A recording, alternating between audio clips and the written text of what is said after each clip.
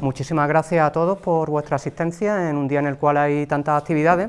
Es para mí un honor estar aquí entre astrónomos aficionados y todo tipo de público interesado, porque creo que la astronomía es de las ciencias en las cuales es tan importante el papel de la gente que puede tener conocimientos teóricos, ha hecho un doctorado, como el de los aficionados, porque en serio es una de las ciencias en la cual todo el mundo puede hacer una contribución destacada, y ahí está el magnífico papel que ha hecho gente con un telescopio y mucha ilusión observando el cielo, y donde es más satisfactoria siempre el poder hablar con gente al cual la contemplación del cielo le apasiona o le entusiasma.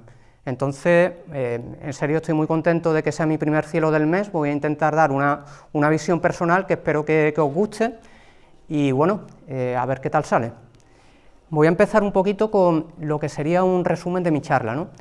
Voy a hablaros de el cielo en marzo, de qué cosas, digamos, se pueden ver en este mes, que está un poco, vamos a tener el equinoccio dentro de poco y vamos a entrar en primavera, vamos a transitar del cielo de invierno al cielo de primavera.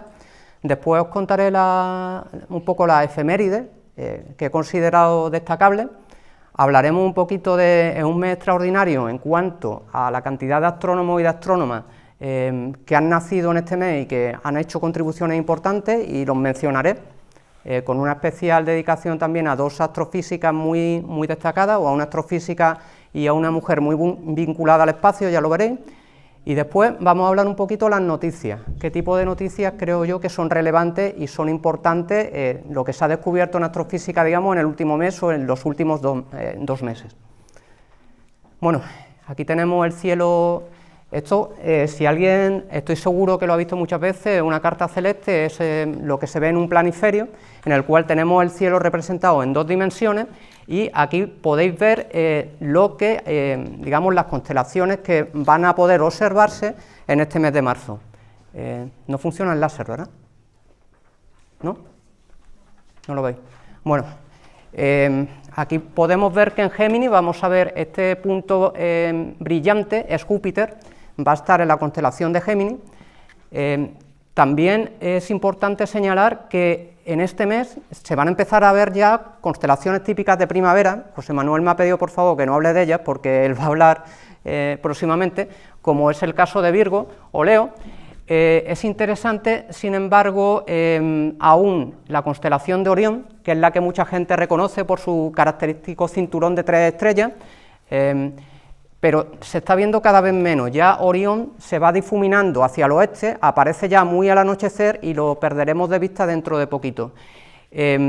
Aquí podéis ver constelaciones, digamos, en esta franja de aquí, las del zodíaco. He mencionado antes Géminis, ahora hablaré un poquito más adelante de Cáncer, y hay constelaciones como los perros de caza o Canis Minor, y también otras como Hidra o el Lince, de las cuales voy a mencionar varias cosas, tanto asociadas a la observación de la constelación en sí misma, como de objetos que caen digamos, en el campo de esas constelaciones. Bueno, voy a empezar por una constelación, quizás no es de las más conocidas, entre gente que se inicia en la astronomía, no es como la Osa Mayor o como Orión, es la constelación, digamos, de Canis Minor, o Canis Minor, perdón, que es el perro menor, lo podríamos traducir así, en la mitología, es uno de los perros del cazador Orión. Siempre las constelaciones reflejan todo un legado cultural, digamos, de lo que la gente ha apreciado, le ha parecido ver en el cielo, y algunas veces con muchísima imaginación, porque si veis, aquí tengo, digamos, las estrellas que conforman la constelación, y bueno, como podéis ver, tenemos Procyon, que es se le denomina uno de los faros de invierno, es una estrella muy brillante,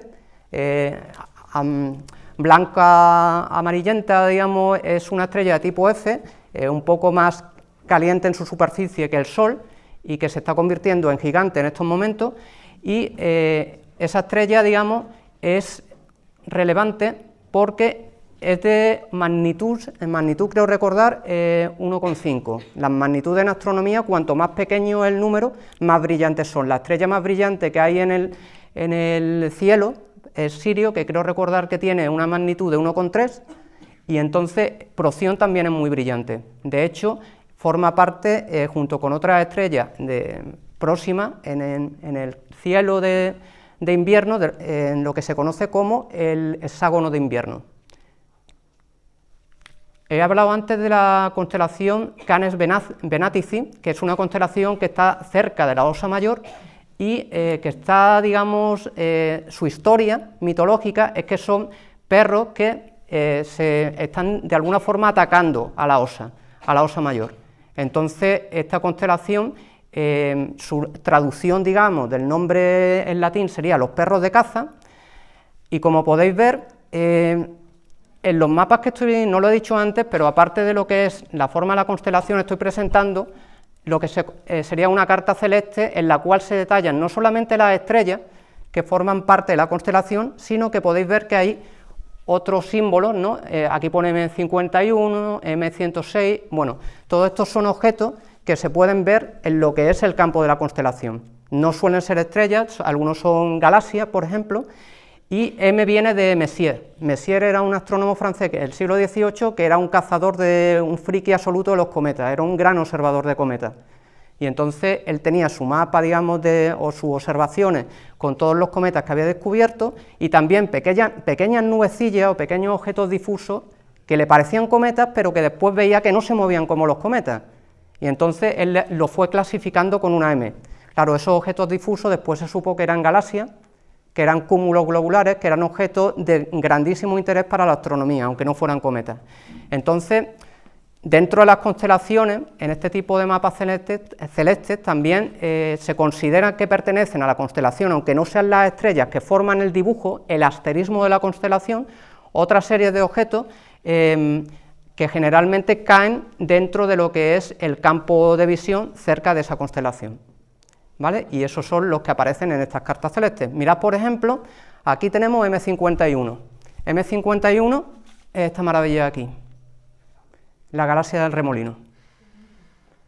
Es una galaxia espiral preciosa, de hecho es la que se suele poner en los libros. Nuestra galaxia, la Vía Láctea, también es una espiral, es la que se suele poner como ejemplo de galaxia espiral, y lo que es más interesante, aquí veis una compañera que de alguna forma está acretando la galaxia principal, está acretando materia de esta galaxia, es como si estuviera succionando, digamos, mediante su campo gravitatorio está trayéndose materia de esta galaxia compañera. Se sabe, por ejemplo, que otras galaxias, como la Vía Láctea, también hacen eso, es lo que se llama, en algunos casos, el fenómeno del canibalismo galáctico. Y digamos, la galaxia principal de este grupo es la que se llama la galaxia del Remolino. Aquí, en su compañera, las dos forman lo que es, digamos, M51. Voy a hablar ahora un poco de la constelación de Cáncer, ¿vale? La historia mitológica, bueno, Cáncer, este mes va todo un poco de canes, de perros, de héroes gigantes mitológicos y también de monstruos que lucharon contra Hércules. Cáncer era un cangrejo gigantesco que Hera, la esposa de Zeus, mandó contra Heracles, contra Hércules. Entonces, por supuesto, Hércules lo derrotó y Hera, pues en homenaje a su monstruo, lo puso en el cielo como una de las constelaciones. Voy a señalar dentro de lo que es la constelación de Cáncer lo que se conoce como el cúmulo del pesebre, ¿vale? El cúmulo del pesebre es un cúmulo abierto de estrellas. Entonces, ¿qué es un cúmulo estelar? Bueno, es una agrupación de estrellas. Generalmente podemos distinguir lo que son cúmulos globulares y cúmulos abiertos, y esto es un cúmulo abierto. Los cúmulos son estrellas que han nacido en la misma región del espacio y en el mismo instante, y que normalmente depende, o sea, son estrellas que siguen ligadas porque a partir de una gran nube de gas se produjo una contracción y una condensación, nacieron simultáneamente un gran número de estrellas y se mantienen, digamos, en la misma región del espacio. En el caso de los cúmulos abiertos, son cúmulos que están dentro de nuestra galaxia, en la Vía Láctea. ¿Y cuál es, digamos, un poco la historia de estos cúmulos? Bueno, pues resulta que, aunque han nacido en una región relativamente próxima del espacio, la influencia gravitatoria de todas las estrellas de la Vía Láctea, cuando pasan cerca de ellas, las va como dispersando. Entonces, vais a ver que suelen ocupar un campo extenso y son estrellas que de alguna forma se ven como más dispersas, desperdigadas. Aunque han nacido a partir de la misma nube de gas inicial, el hecho de que pertenezcan a la Vía Láctea y hayan estado sufriendo los tirones gravitatorios de otras estrellas que pasan cerquita de ellas, hace que se van dispersando, disgregando, y entonces el pesebre, que es un cúmulo, después veremos cómo puede apreciarse con prismáticos, es un ejemplo de estos cúmulos, de un cúmulo abierto. Voy a moverme ahora a la constelación de Hidra, que de nuevo es otro de los monstruos que luchó contra Hércules, en este caso una serpiente. Esta constelación tiene un ejemplo de lo que se llama un cúmulo globular. Veis que es también una agrupación de estrellas, pero es muy distinto. ¿Qué diferencia veis con respecto al anterior? Están apelmazados, están muy densos. Un cúmulo globular puede tener 100.000 a 1.000.000 de estrellas, y se llaman globulares porque tú lo ves con los prismáticos, el telescopio, y parece una pelotita, ¿vale? Estas agrupaciones de estrellas, que también han surgido a partir de la misma nube, por contracción de la misma nube de gas, sobre todo de hidrógeno, suelen estar fuera de la Vía Láctea, y son estrellas antiquísimas, son estrellas que pueden tener, para que os hagáis una idea, 13.000 millones de años, casi tan antiguas como son de las primeras poblaciones de estrellas que se formaron en el universo, no las primerísimas, que son las de población 3, pero son estrellas muy antiguas. Son también muy pobres en metales, y tiene una característica apasionante, y es que han nacido todas en el mismo instante de tiempo, pero es muy difícil que tengan exactamente la misma masa. Hay estrellas que tienen a lo mejor 0,6 veces la masa del Sol, y otras que tienen, vamos a poner 1,2, 1,4 la masa del Sol. Entonces, como la vida de una estrella es tanto más veloz, tanto más corta, según la masa, lo masiva que sea, puedes observar que las que nacieron con un poquito más de masa han evolucionado más rápidamente y han llegado hasta la fase de gigante, o incluso de algunas de nana o subgigante, y otras aún están quemando hidrógeno y tienen 13.000 millones de años. Nuestro Sol tiene unos 5.000 millones de años aproximadamente. Entonces, esto te permite, cuando tú estudias esas estrellas, ver como la vida de una estrella en distintas tomas en distintas fotografías, en distintos instantes de tiempo. Son estrellas de masa muy parecida, que van a tener una evolución similar, pero como las más masivas le ha dado tiempo a envejecer más o a llegar a estadios posteriores, puedes ver toda la evolución estelar en esos cúmulos, lo cual es bastante... Aparte le tengo bastante cariño a los cúmulos globulares, porque bueno, mi tesis en parte lo utilizó como laboratorios para probar precisamente modelos científicos de la evolución estelar. En Hidra también podemos ver esta galaxia M83. Es una galaxia que, como podéis ver, tiene aquí una barra, si os dais cuenta, es como una estructura que conecta dos brazos pasando por el núcleo, y que es una galaxia que tiene todavía una formación estelar importante. Las galaxias generalmente, a medida que van evolucionando, dejan de formar tantas estrellas. En su juventud tienen, cuando se produce sobre todo, a partir de condensación de nubes de gas, muchos procesos de formación estelar, pero generalmente a lo largo de la vida de las galaxias va decreciendo ese ritmo de formación de estrellas. Entonces M83 todavía es activa en ese sentido, y tanto M83 como el cúmulo que os he mencionado antes, que si no me equivoco M68, podrán observarse este mes en la constelación de Hidra.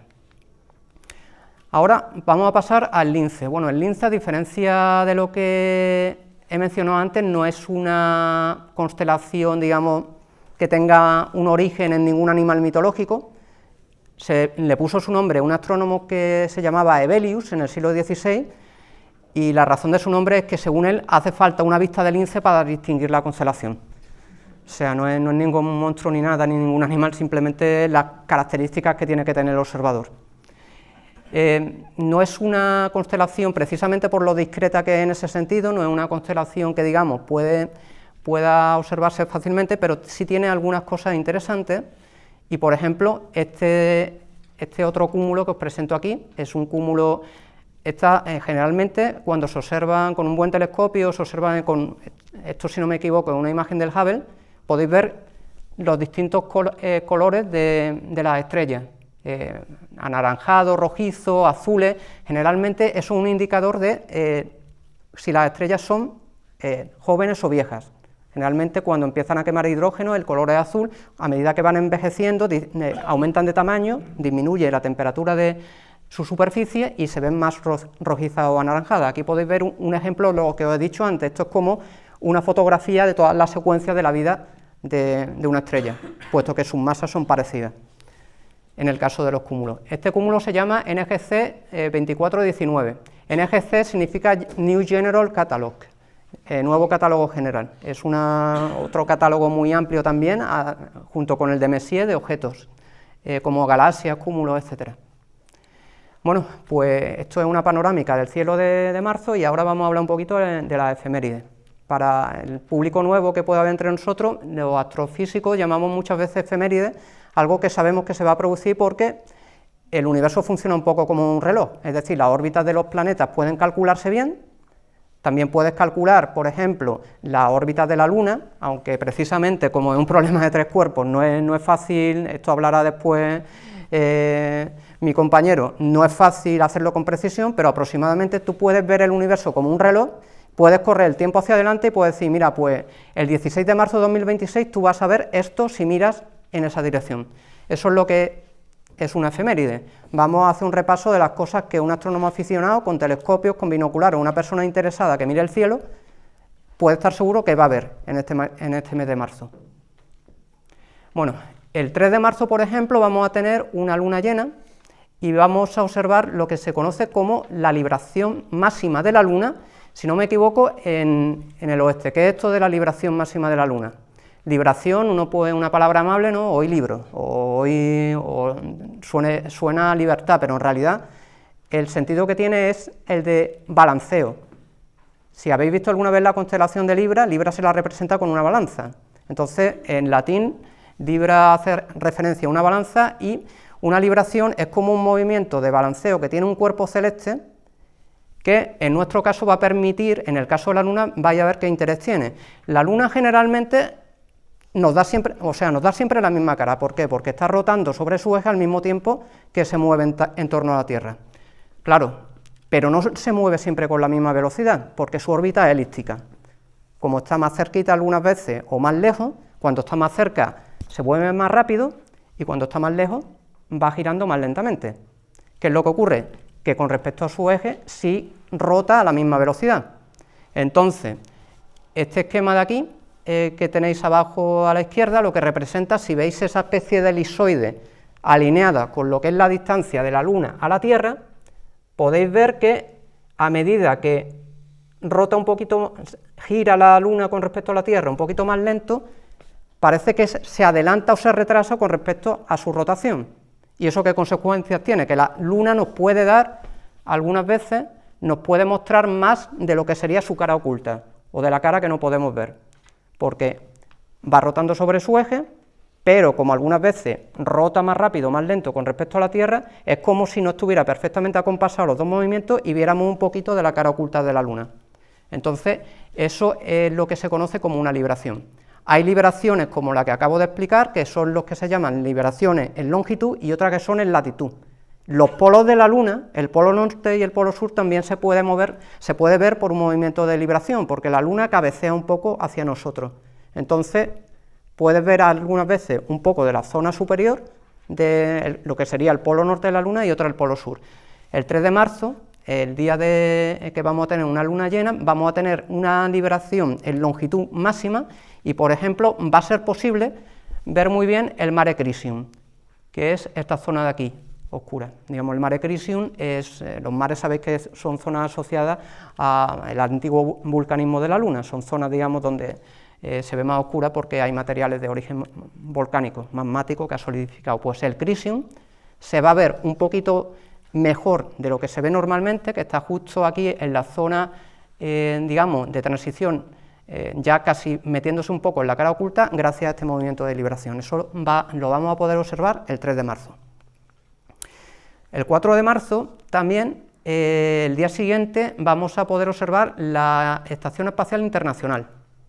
Hay dos cosas interesantes de la Estación Espacial Internacional, y es que puede ser el objeto más brillante que hay en el cielo, puede superar a Venus. Venus tiene un albedo de -4, creo recordar, bueno, quitando la Luna, por supuesto, y el Sol, el objeto más brillante sería el planeta Venus, pues la ISS puede llegar a un albedo similar o incluso mayor. En concreto, creo que este paso, la magnitud va a ser -398. La magnitud, acordad siempre, cuanto más pequeño, más negativa, más brillante. Venus tiene -4, pues la Estación Espacial Internacional puede llegar esta vez a -3,9, ¿de acuerdo? Fijaos, tiene una órbita. Esto es un poco confuso a lo mejor cuando se ve, pero esto es la zona, digamos, la transición entre el día y la noche, ¿vale? Y esta es la órbita que va siguiendo la Estación Espacial Internacional. Da vueltas varias veces al día, creo unas 90 veces al día, da 90 vueltas a la Tierra en un día. Creo, cada 90 minutos, perdón. 14 veces, cierto. Estaba pensando en el dato de tiempo, perdón. Bueno, entonces, sin embargo, no es tan frecuente verla porque no solamente tiene que coincidir que pase en el lado nocturno, sino que también tenga una inclinación máxima por encima de unos 10 grados, porque es en esa situación en la cual es capaz de reflejar la luz del Sol y se puede ver con brillo sobre el lado nocturno. La primera vez que vamos a tener un paso de la ISS es el 4 de marzo, pero después, posteriormente, va a pasar otras veces. Podéis encontrar la información en la hojita que os hemos repartido. El 8 de marzo tenemos también una cosa bastante bonita, y que es, digamos, una conjunción entre Venus y Saturno. Con telescopio esto es una conjunción similar en el año pasado, pero aquí tenéis que básicamente se ven muy cerquita el planeta Saturno, que se puede ver con telescopio con sus anillos, y Venus. Venus, si os dais cuenta, parece como si fuera una especie de luna en fase de cuarto creciente, y eso es debido a que Venus tiene fases. O sea, el planeta Venus también tiene fases con respecto tal y como le sucede a la Luna. Entonces, una conjunción siempre es cuando hay una coincidencia de dos cuerpos celestes, dos astros, de tal forma que coinciden lo que se llama la ascensión recta, es decir, los tienes que tener con respecto a ti, con respecto a la Tierra, los dos alineados, no necesariamente a la misma altura, porque entonces podríamos hablar incluso de un eclipse, pero coincidiendo en la misma coordenada de longitud. Y el día 8 de marzo vamos a tener una conjunción de Venus y Saturno que van a poder verse muy cerca en el cielo. El 10 de marzo, otra efeméride que me gustaría señalar es lo que se llama el apogeo lunar. Básicamente es el momento en el cual la Luna está más lejos de la Tierra. Aquí podéis ver muy bien el hecho que hemos señalado antes de que la órbita es una elipse, y entonces la Luna va pasando por distintas zonas, los distintos puntos de esa elipse más próxima o más lejos de la Tierra. En el caso, digamos, del perigeo, es cuando tenemos, si la Luna está llena, esas lunas tan impresionantes que se llaman muchas veces superlunas.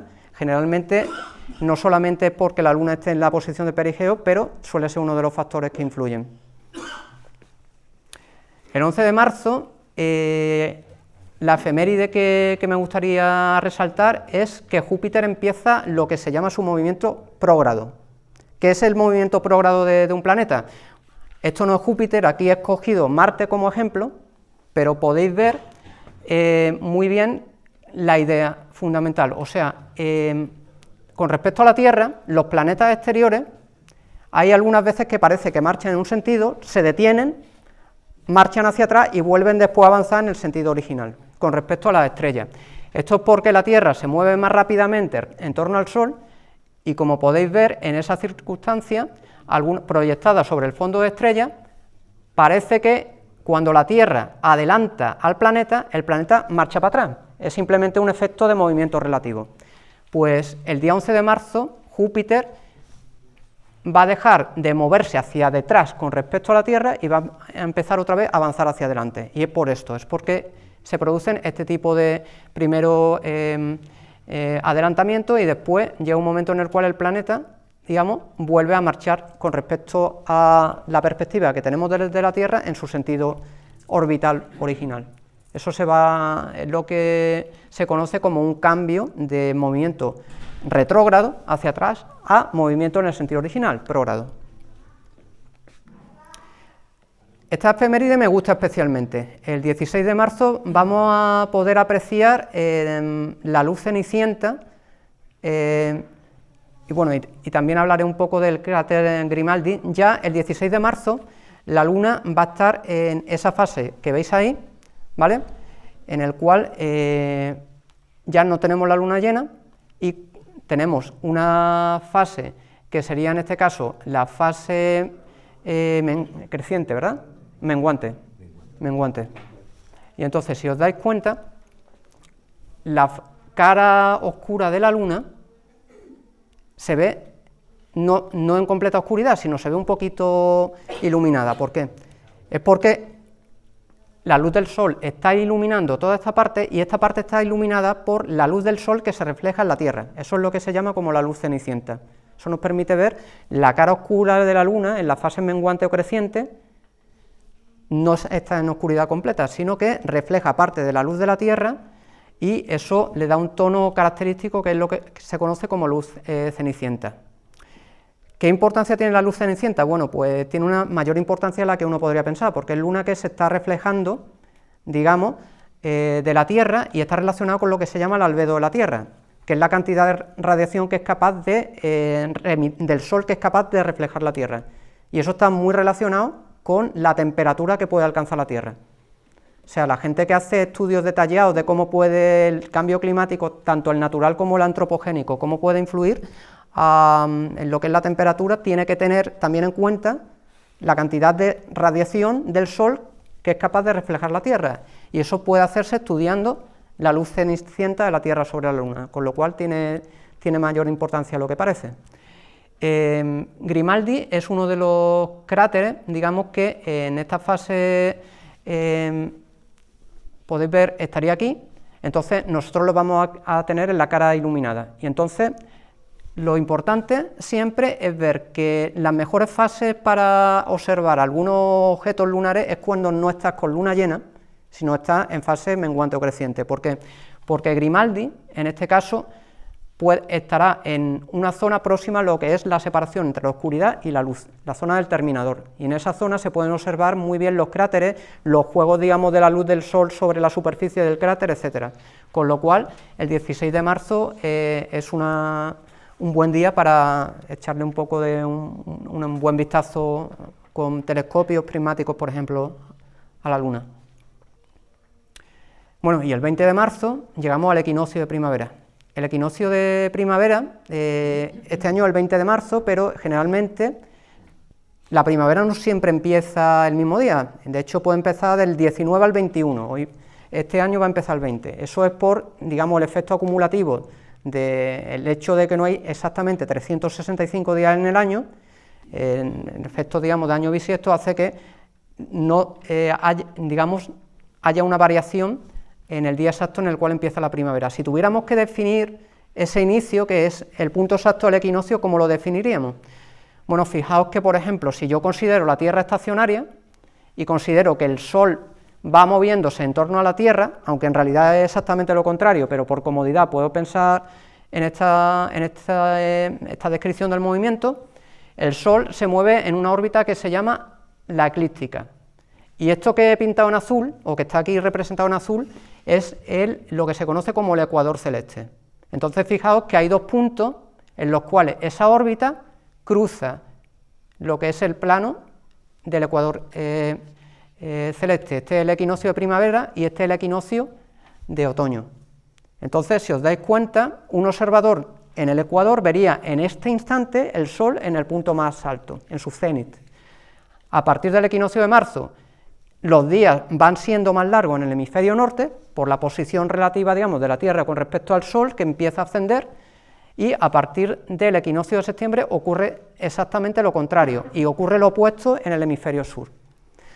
Una cosa también muy interesante es la posición de estos puntos, porque esos puntos, por ejemplo, están también sometidos a lo que se llama un movimiento de precesión. la precesión de los equinoccios. Esto significa el equinoccio de marzo, ahora mismo, está pasando de apuntar a la constelación de Aries a la constelación de Acuario. Eso es lo que se llama el movimiento de precesión de los equinoccios, y es debido al hecho de que el eje de la Tierra va cambiando un poquito su orientación por el efecto de los planetas, a lo largo, digamos, de millones de años. Es un efecto que descubrió Newton, pero ya con mucha anterioridad, Alfonso X, el sabio, en España había pensado que una cosa así era posible después de observar datos astronómicos que él tenía y había recopilado gracias a astrónomos árabes. De hecho, se llama también, aparte de precesión de los equinoccios o cambio de la posición de los equinoccios, trepidación alfonsí, por algunos, digamos, historiadores españoles. Bueno, el 22 de marzo hay algo que no debemos perdernos, que es una conjunción de la Luna y las Pléyades. En principio, la Luna es capaz de eclipsar a las Pléyades. Esta vez no estoy muy seguro si va a ser el caso o si va a estar muy cerca, no he podido confirmarlo, pero quiero mencionar que las Pléyades, por ejemplo, son este conjunto de estrellas, 7 estrellas, en principio en la mitología eran las hijas de Atlas, y fijaos, son estrellas que han nacido, antes hemos hablado de las estrellas de los cúmulos, las Pléyades también son un cúmulo, y como podéis ver, algunas están rodeadas todavía de guedejas o de pequeñas fracciones del gas en el cual estaban envueltas cuando nacieron las estrellas. O sea, es uno de los objetos que a mí personalmente me gusta más del cielo en invierno y sobre todo teniendo en cuenta lo bien que se puede apreciar ahí lo que es el nacimiento de las estrellas. De hecho, están cambiando bastante rápidamente porque hay dibujos de las Pléyades de Galileo. Galileo con su telescopio fue capaz de una capacidad admirable, hizo un dibujo muy exacto y se ve que lo que es la forma y la distribución del gas y las estrellas ha cambiado desde los tiempos de Galileo, en 400 años. O sea, la evolución estelar muchas veces, aunque pensamos que las estrellas evolucionan en millones, miles de millones de años, puede verse de un siglo a otro. El 23 de marzo llegamos a un efecto relacionado con la libración que os he mencionado antes, y es que el polo sur lunar va a poder apreciarse un poquito, precisamente por ese movimiento de libración, de cabeceo de la Luna. El 25 de marzo, también, en el caso de la Luna, vamos a poder observar lo que se llama la V y la X.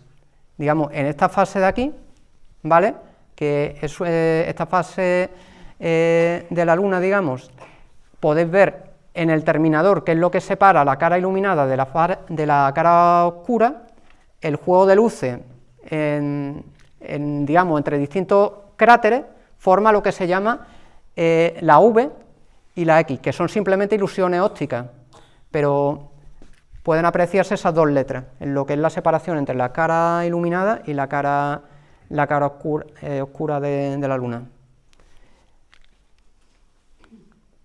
El 26 de marzo tenemos por ahí una conjunción interesante entre la Luna y Júpiter,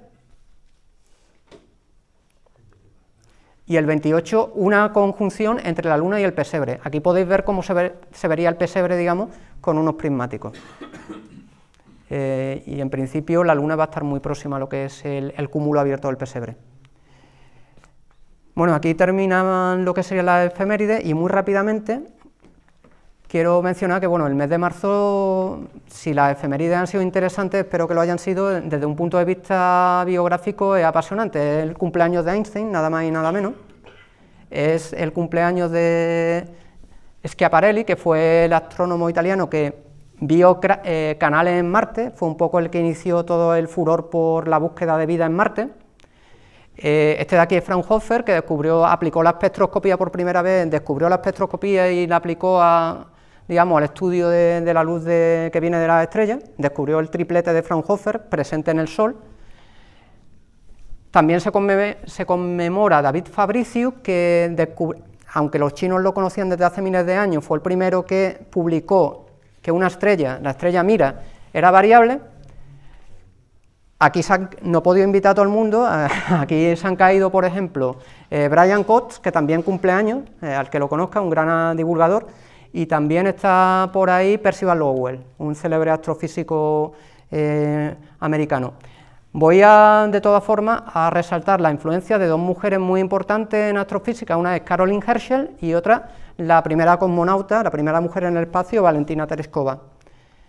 Caroline Herschel era hermana de un importante astrofísico, William Herschel, y está considerada la mujer que más cometas ha descubierto en la historia. De hecho, este que veis ahí, y esto es una fotografía de 1939, porque es un cometa de periodo largo, está bautizado en su honor. Valentina Tereshkova, la primera cosmonauta soviética. Aquí tenéis, por ejemplo, la cápsula Soyuz, en la cual ella realizó su primer vuelo al espacio. Es, aparte de un icono, digamos, en lo que es la cultura soviética, y un icono también para la presencia de las mujeres en el espacio. Ha sido después empresaria en el sector aeroespacial y ha sido diputada en el Parlamento ruso. Es una persona que todavía está viva y es importantísima su legado. Y digamos, también se conmemora en este mes su nacimiento. Entonces es un poco lo que quería mencionar en plan, pues no solamente las efemérides, sino la gente destacada asociada al espacio de este mes. Y termino muy brevemente con unas pequeñas pinceladas, unas noticias. Me ha parecido bastante interesante el descubrimiento de este exoplaneta. Este nombre que aparece ahí, TOI, significa Test Object of Interest. TESS es un satélite que descubre primero tránsitos, o sea, planetas que orbitan en torno a otras estrellas, y después manda como una alerta a otros telescopios, esto es el James Webb, para que estudien más en detalle el candidato que han descubierto ellos, a esos planetas. Este planeta es interesante porque está a 1800 grados centígrados, pero se cree que puede tener atmósfera. Entonces revoluciona un poco, está muy cerquita de su estrella, está bloqueado por fuerzas de marea, que significa que siempre está mirando a una de las caras, siempre está tan cerca de la estrella y continuamente iluminada por la estrella, entonces alcanza temperaturas altísimas, pero las simulaciones indican que puede tener una atmósfera, porque si no tuviera atmósfera su temperatura debería ser mayor, y esto es bastante interesante porque parece ser que es capaz de conservar una atmósfera incluso tan cerca de su estrella anfitriona. Se ha descubierto también el mayor disco protoplanetario, 40 veces el tamaño del sistema solar, un disco protoplanetario, digamos. Esto es un descubrimiento que se ha hecho con el Hubble, es el disco de gas inicial a partir del cual se generan las estrellas y los planetas. Pues se ha descubierto el mayor hasta la fecha, 40 veces el tamaño del sistema solar.